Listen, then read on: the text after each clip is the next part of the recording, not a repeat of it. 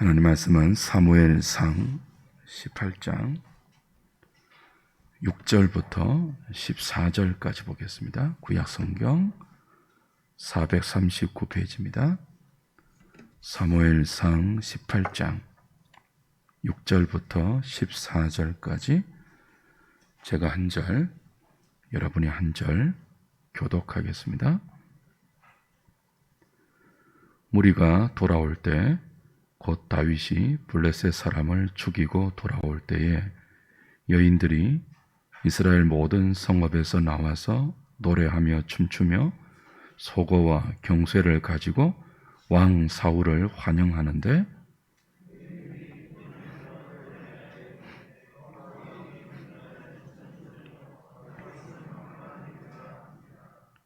사울이 그 말에 불쾌하여 심히 노하여 이르되 다윗에게는 만만을 돌리고 내게는 천천만 돌리니 그가 더 얻을 것이 나라 말고 무엇이냐 하고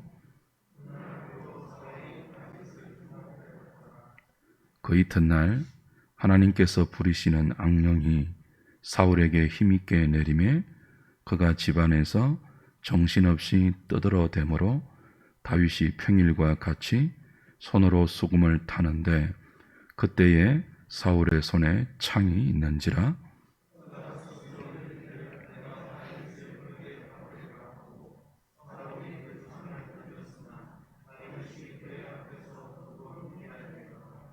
여호와께서 사울을 떠나 다윗과 함께 계심으로 사울이 그를 두려워한지라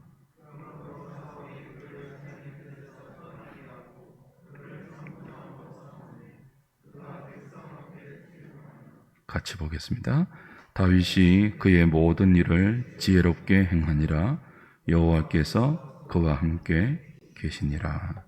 아멘.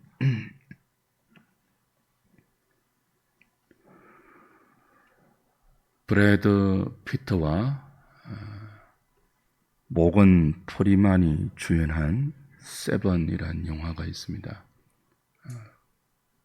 보신 분이 있을지 모르겠지만 이 영화는 한 연쇄 살인범과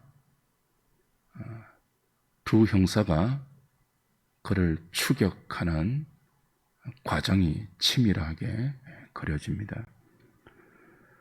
그 과정에서 연쇄 살인범이 지금 우리가 살피고 있는 죽음에 이르는 치명적인 죄, 이 7가지 죄악을 범한 사람을 한 명씩 타겟팅해서 하나님을 대신해서 처단하는 과대망상증 환자임이 밝혀집니다.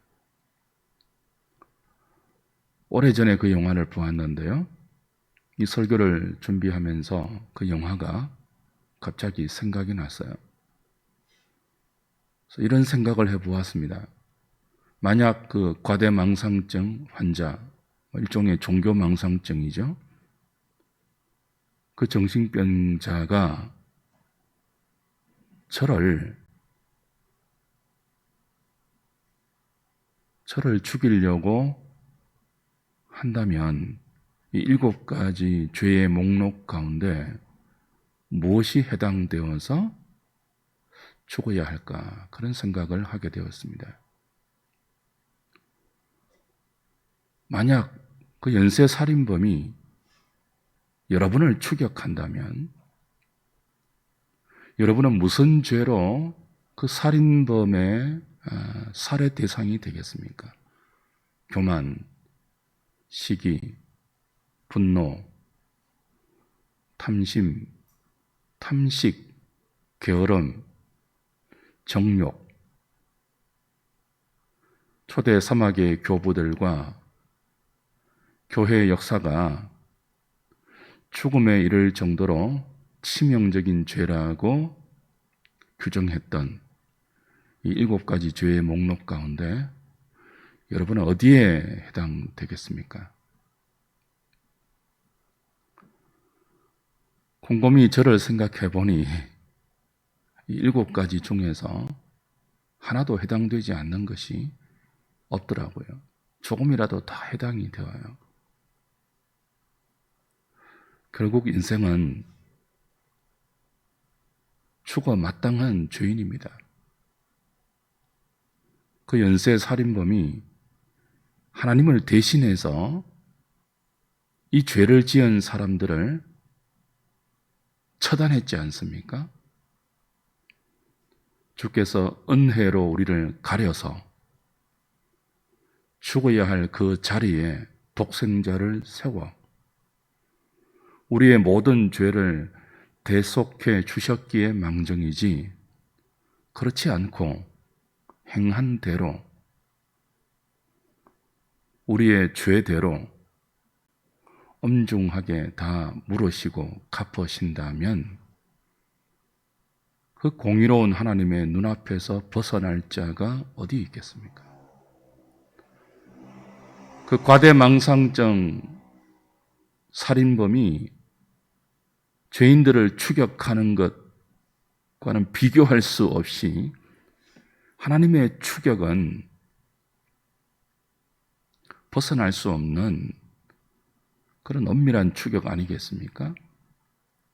감사하게도 그리스도의 십자가가 죽어 마땅한 우리의 죄를 덮어서 죽는 것이 아니라 오히려 하나님 앞에 살게 하셨고, 이 치명적인 죄들을 극복하고 이겨 생명과 거룩과 진리와 존귀함을 사람들에게 흘려보낼 수 있는 축복의 통로로, 왕같은 제사장으로 삼아 주셨으니 얼마나 감사합니까? 그러나 사탄은 타락한 우리의 본성을 부추기고 유혹하고 충동질해서 구속받은 성도라 할지라도 이 죄들이 우리의 삶에 표면적으로, 내면적으로 나타나 우리와 타인과 공동체를 힘들게 하고 고통스럽게 하기를 쉼없이 공략하고 있죠. 어제 우리는 이 7가지 죄의 첫 번째 목록인 교만에 대해서 생각했습니다. 교만을 한마디로 정의하면 자기 높임이었잖아요. 하나님께서 인생에게 부여하신 피조물의 자리, 그리고 이웃의 자리, 성도의 자리를 이탈해서 자기가 최고가 되어야 하는 지독한 자기 중심성의 상태에서 자신이 주인이 되어 삶을 고집스럽게 살아내는 상태, 교만이었습니다. 하나님이 부여한 인생의 자리를 이탈하여 하나님의 자리까지 도달하려는 어리석은 시도, 교만이죠. 우리가 교만에 빠지게 되면 자기보다 못하다고 생각하는 사람들 앞에서는 어떤 벽을 세웠습니까?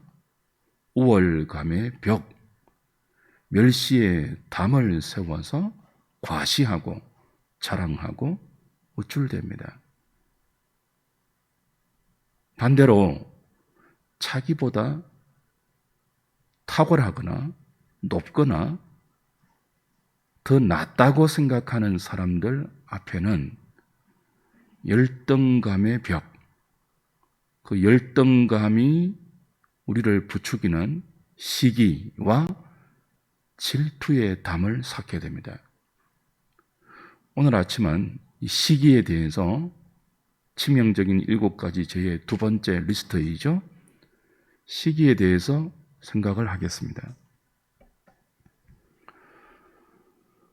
교만한 마음이 우리를 부추겨서 파생되는 이 시기의 감정, 이 질투의 죄는 교만 못지않게 굉장히 치명적입니다. 왜냐하면 누군가를 시기하는 이 감정은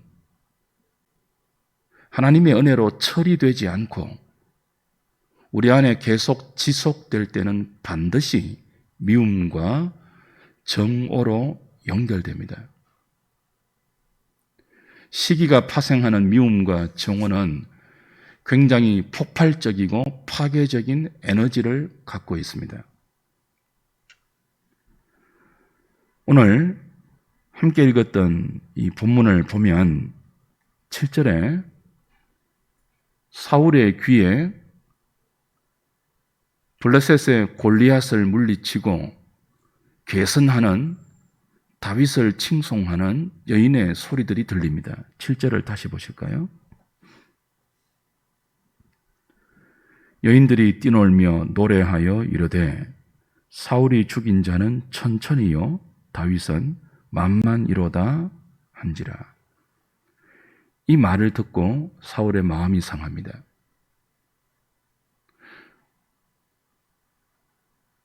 여인들이 그랬거든요.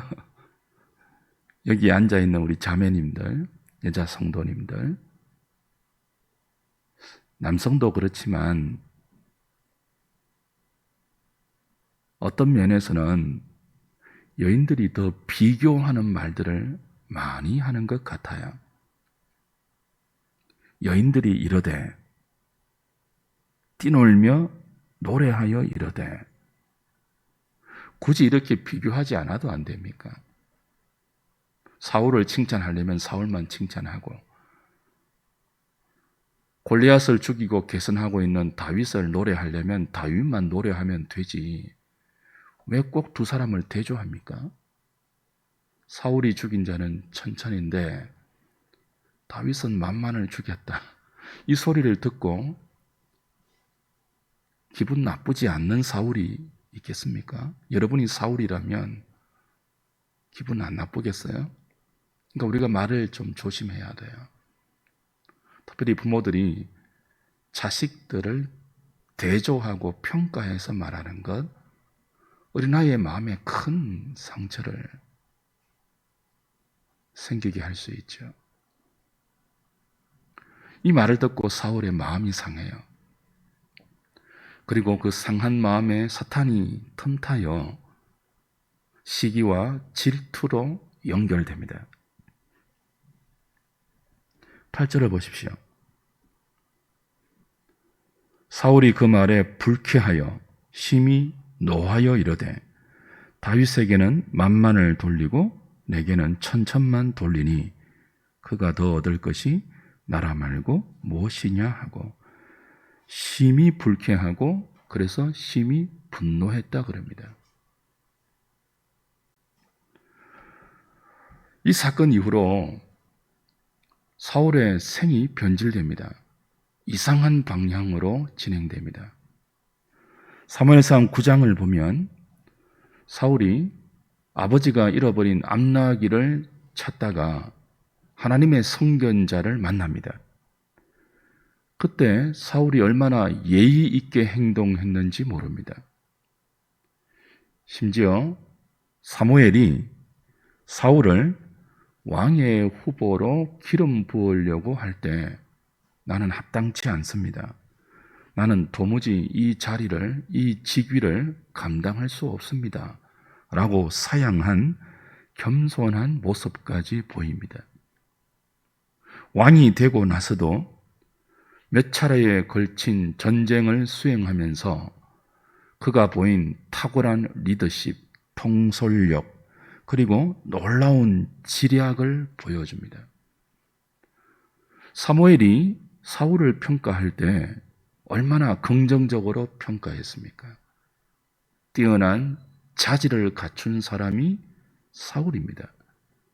그런데 그 사울이 여인들의 말을 듣고 상한 마음에 사탄이 심어준 시기와 질투의 마음으로 가득 차게 될 때 그 시기를 극복하지 못하고 그 시기심에 자신의 감정과 마음을 온통 내어주게 되었을 때 그 시기는 정오와 미움과 분노로 연결되었고, 그 분노의 치명적인 에너지, 그 정오의 폭발적인 파괴력이 자신의 일생을 사로잡게 되었습니다.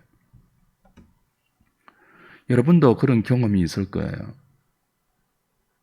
누군가를 시기하고 그 시기가 그 사람에 대한 미움으로 연결될 때 잠이 오던가요?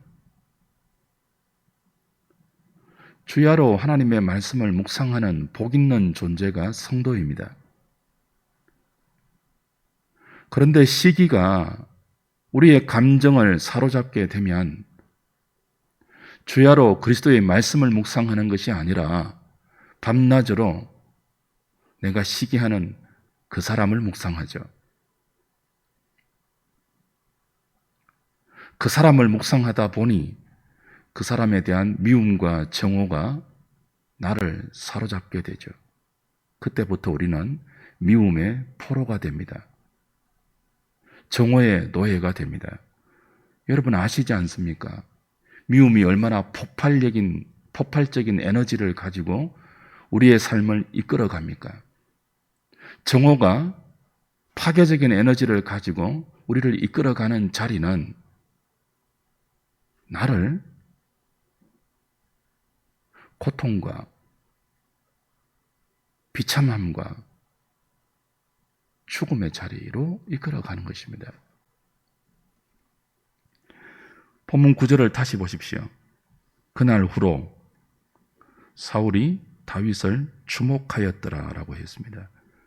NIV 영어 성경은 이 부분을 질투로 사울이 다윗을 주목했다, 그렇게 질투라고 번역했습니다. 한 번만 그렇게 본 것이 아니라 그날 이후로 여인들이 다윗을 칭송하는 소리를 듣고 자신과 비교해서 말이에요, 마음이 상하고 심히 불쾌하고 심히 노한, 그래서 사울의 마음이 시기가 틈탄 그날 이후로 계속해서 사울은 다윗을 시기의 눈으로 주목하고 관찰했습니다. 철학자들은 그리고 신학자들은 이 시기를 분석할 때 눈의 죄 그렇게 규정합니다. 마음의 시기가 있는데 그 마음의 시기가 눈에서 촉발된다라고 해서 시기를 눈으로 행하는 죄 그렇게 규정해요. 사울이 그랬어요.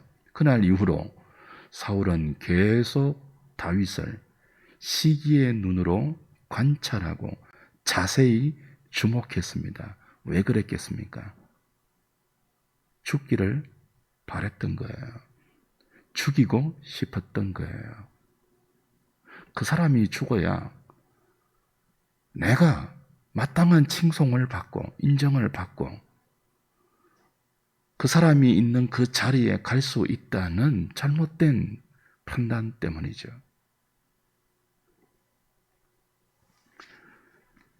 어느 정도로 사울이 다윗을 시기의 눈으로 주목했는가 하면 사무엘상 24장을 보면 이스라엘과 블레셋 사이에 다시 전투가 발발하죠. 한참 그 전쟁을 벌이고 있는 와중에 신하 한 명이 사울에게 보고합니다. 왕이여, 다윗이 근처에 있습니다. 그 말을 듣고 사울이 어떻게 했습니까? 갑자기 전쟁을 멈춥니다. 그리고 다윗을 잡으러 갑니다. 나라와 나라가 전쟁하고 있습니다. 나라의 운명이 걸려있는 상황이에요. 그런데 그 중요한 전쟁을 다윗 하나 죽이려고 중단합니다. 그 정상적인 판단을 못하는 거예요. 시기가 정오와 미움으로 우리의 마음을 지배하게 되면 정상적인 일상이 파괴됩니다. 오직 하나, 그 사람을 죽이자. 그 사람이 망하는 것을 보고 말 거야. 그 일념에 사로잡히고 맙니다.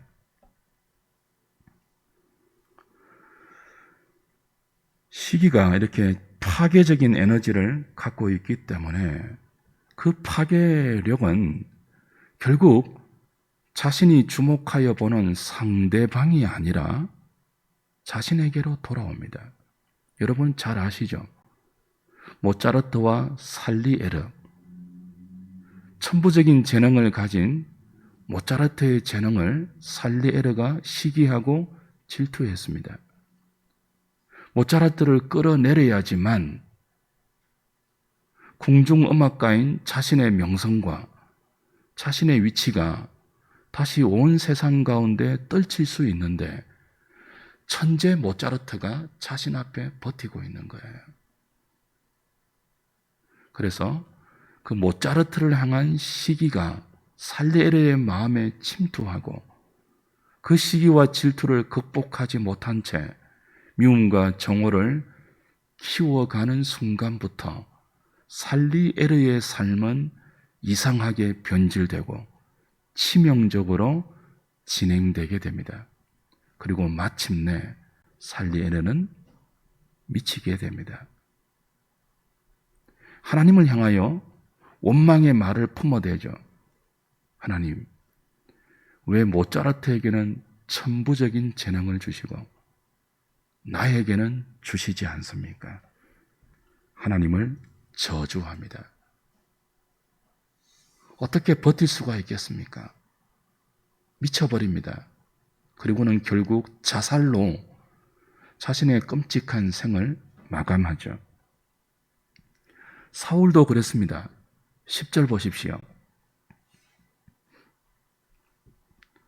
그 이튿날 하나님께서 부리시는 악령이 사울에게 힘있게 내리매 그가 집안에서 정신없이 떠들어대므로 다윗이 평일과 같이 손으로 수금을 타는데 그때 사울의 손에 창이 있는지라 그가 스스로 이르기를 내가 다윗을 벽에 박으리라 하고 사울이 그 창을 던졌으나 다윗이 그의 앞에서 2번 피하였더라.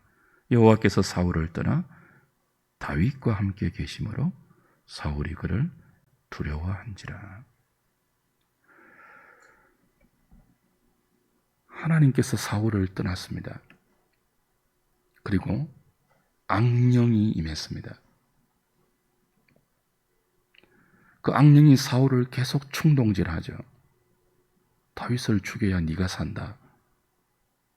그래서 다윗을 죽이려고 창을 던지지 않습니까? 벽에 박아 죽여버리려고. 그때 사울의 마음을 한번 상상해 보세요. 어떤 마음이겠습니까? 저놈은 죽여야 된다. 무슨 수를 써서라도 죽여야 된다.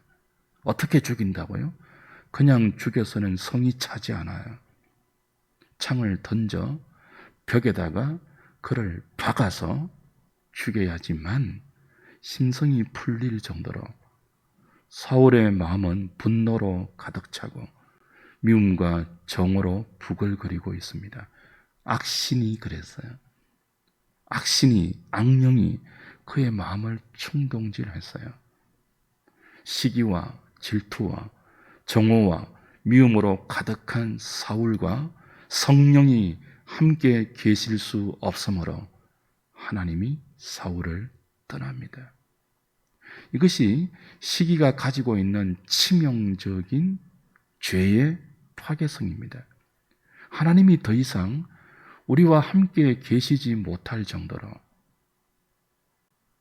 거룩한 성령을 근심하게 하며 그 결과 내가 정오하고 시기하고 미움하는 그 사람이 아니라 나를 파괴시키는, 나를 해체시켜버리는, 나를 왜곡과 변질로 몰고 가는 무서운 죄악이 시기입니다. 주 안에서 사랑하는 여러분, 야고보 사도는 야고보서 3장 13절 이하에서 이 시기를 독한 시기라고 표현해요. 어떤 시기라고요? 독한 시기. 시기에서 독함이 나온다는 거예요. 독이 뿜어져 나와요.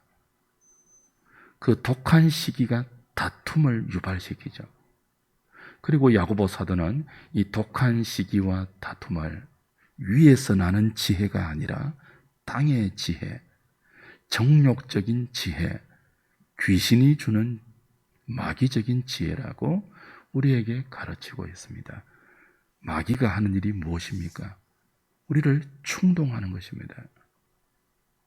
우리의 타락한 본성을 건드려서 자극해서 부추겨서 교만에 빠지게 하고 그 교만한 상태에서 우월감의 벽을 스스로 치고 반대로는요, 시기와 질투와 정오와 미움의 담을 스스로 세우게 하여 결국은 하나님을 떠나게 만들고 자신을 파멸로 이끌어가는 사탄의 업무, 사탄의 모의가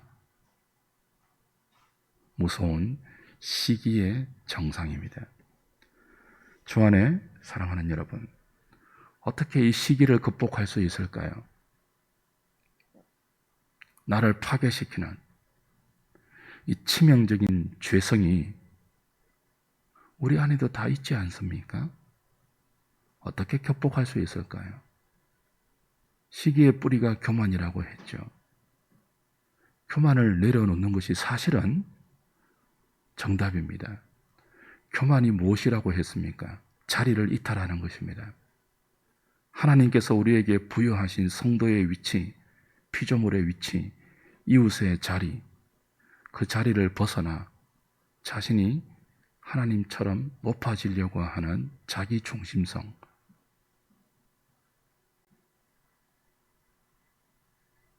그 교만의 자리를 다시 하나님이 부여하신 피조물의 자리로 돌아가야 합니다.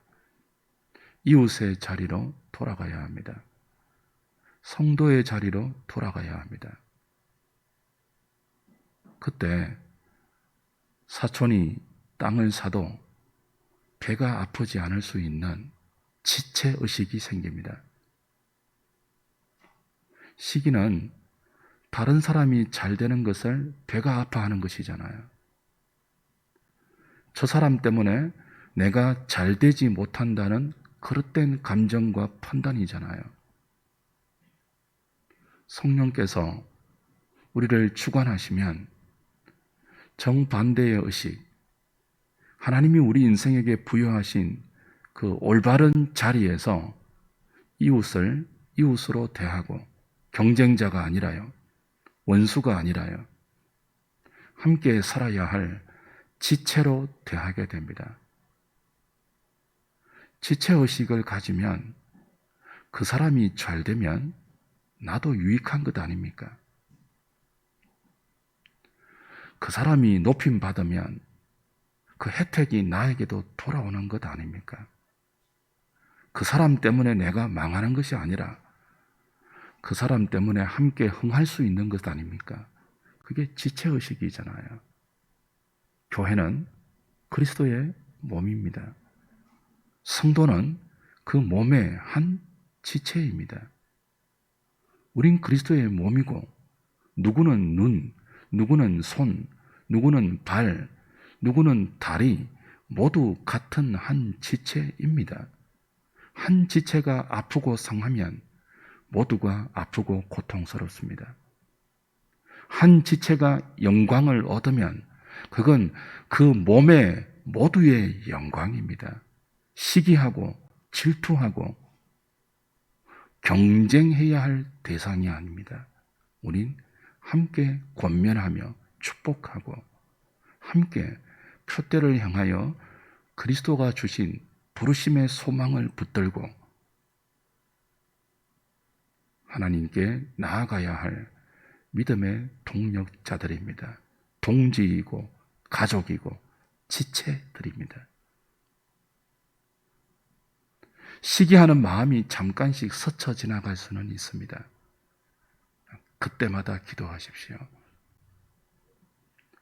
그 마음이 여러분을 잠식하지 않도록 깨어 계십시오. 세리의 자리로 돌아가 나를 불쌍히 여겨 주십시오. 행여나 내가 시기의 벽을 만들지 않도록 나를 파괴시키고 공동체를 힘들게 하는 이 시기가 나를 타깃으로 하여 나를 겨냥하고 집요하게 나를 추적하지 않도록 떨쳐버릴 수 있는 용기와 믿음을 주시옵소서. 부단히 기도하셔야 됩니다. 여러분의 더 나은 부와 더 나은 지위와 더 안락한 노후를 위해서 기도하기 전에 우리를 파괴시키는 내 안의 시기와 질투, 미움과 정오가 사라지고 그 자리에 하나님이 주신 평강과 생명이 넘칠 수 있도록 십자가 밑에 나아가 정과 욕심을 그리스도와 함께 매일 못 박아야 합니다. 그리스도와 함께 죽을 때 그리스도와 함께 부활의 생명이 우리를 이끌어 이 시기로 가득한 무한 경쟁의 세상 속에서 시기가 아니라 다툼이 아니라 평강을 가져오고 화평을 이루어내는 주의 제자들로 우리에게 맡겨진 남은 생을 살아갈 수 있을 것입니다. 오늘 아침에 이 말씀을 붙들고 우리 자신을 돌아보고 하나님께 기도의 자리로 나아가 은혜를 구하는 우리 모두가 되시기를 주님의 이름으로 축복드립니다.